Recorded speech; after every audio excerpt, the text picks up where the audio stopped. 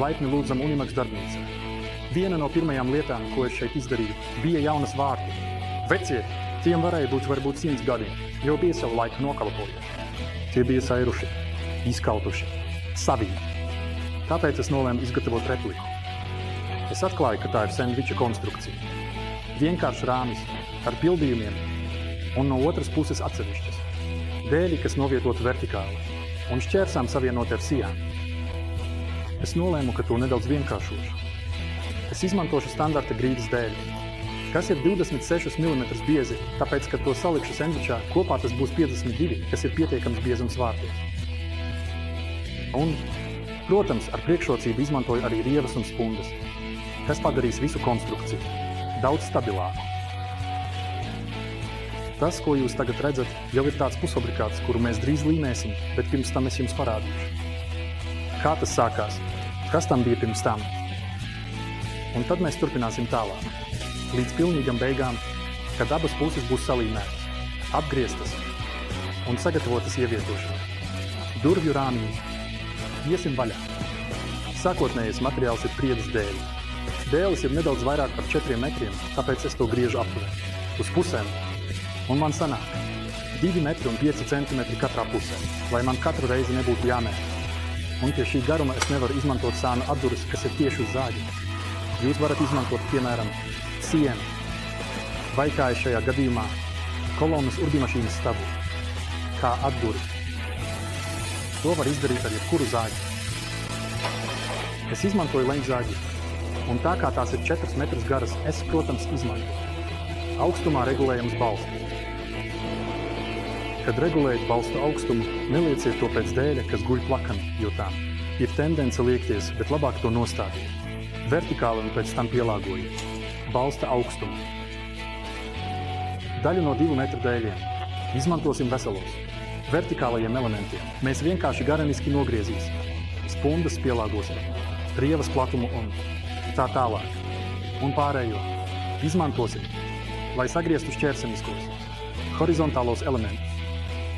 Mūsu gadījumā tie būs 415 mm. To varat sagriezt uz leņķa zāģa vai tieši uz galda zāģa, uz kura mēs veidosim. Rievas. Es horizontālajiem elementiem izmantoju dēļus, kuriem ir kādi defekti, bojājumi. Šeit ir diezgan gara plaisa, tāpēc, kad to nogriezīsim, mums šeit paliks tikai 3. Tad nu mēs veidosim rievas. Šeit uz šiem šķērs virziena aizpildījumiem mums jāizveido. Spunda sānos tas ir tāda pati spunda, kā garena virziena pusē. Un tas ir tā, ka katrā pusē mēs izveidosim nelielu iegriezumu, tādējādi izveidojot spundu. Es to darīšu uz galda zāģa. Zāģa asmeni iestapīšu tikai līdz materiāla biezuma trešdaļai. Un no abām pusēm izveidošu centimetru platu rievu. Veidojot rievas, jūs nevarat izmantot atdaloto ķīli vai augšējo nosūkšanu, tāpēc dažreiz rodas vairāk putekļu.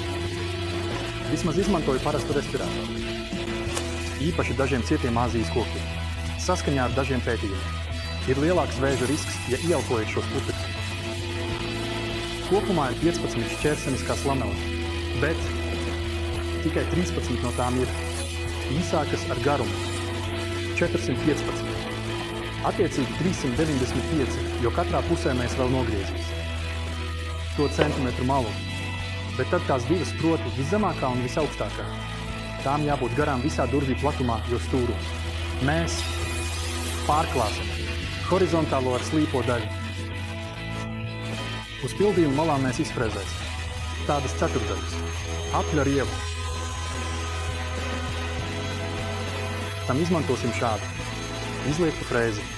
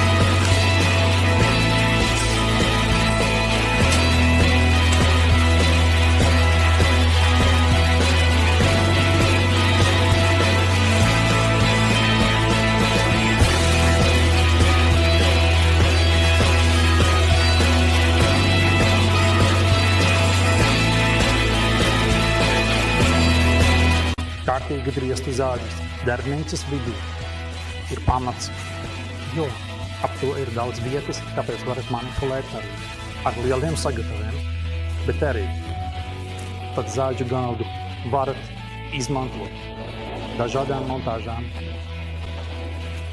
ar apakšu uz augšu pusi pieļumu.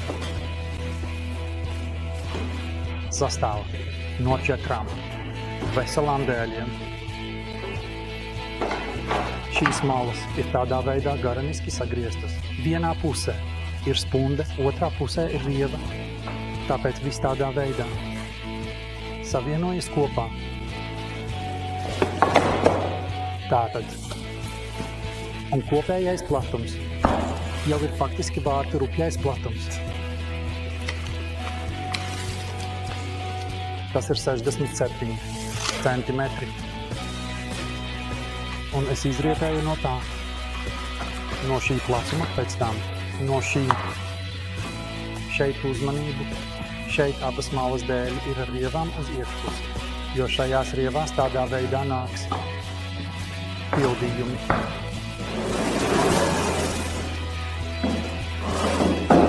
Daudzām grīdas dēlēm aizmugurējā pusē ir šādi rievotas, lai novērstu spriegumu un vērpšanos. Mums tas tomēr netraucē, jo ar šīm aizmugurējām pusēm mēs abas sendviča kārtas faktiski līmēsim kopā. Atsevišķie pildījumi ir skaidri. Atšķiras tikai augšējie un apakšējie. Tas ir šādi izgriezti. Tātad mēs līmēsim šīs divas daļas kopā. Mēs to nelīmēsim pilnībā pa visu virsmu, bet tikai ar perimetra rāmi.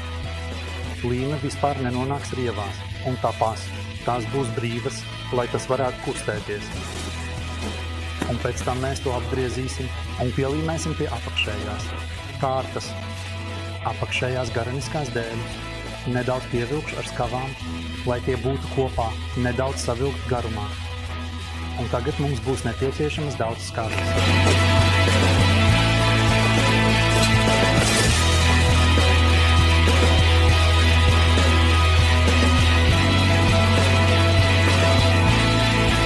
Salīmēts. Tagad mums tas jāatstāj nožūt līdz nākamajai dienai. Pēc tam to visapkārt. Vienkārši nogriezīsim tīri, nofrēzēsim malas, un darbs būs pabeigts.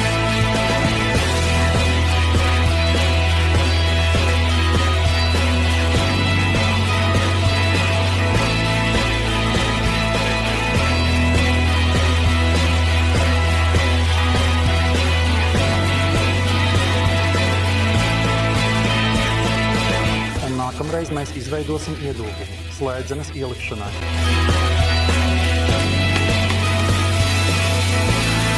Un uzstādīsim durvis ar furnitūru.